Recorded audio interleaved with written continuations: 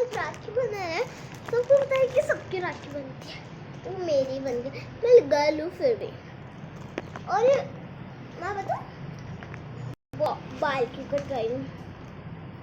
Sizzling hot chocolate. Sizzling hot chocolate हमारे सिर्फ और सिर्फ इंडिया में एक ही जगह मिलती है, जहाँ पर सिजलिंग हॉट चॉकलेट। अब जैसे बोलूँ वैसे आ जाइए।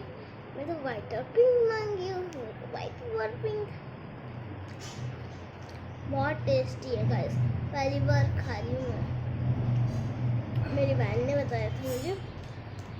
डुबसा ज़्यादा मत खाओ, चूल्हा चूल्हा खा रही हो।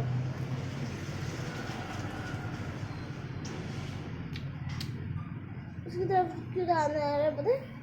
मेरे से छोटी है, मम्मी बोलते उसका ध्यान रखो। मैं उसका ध्यान पार्क में बैठी हूँ, खा रही झूला। नीचे बैठना पड़ रहा है खास में।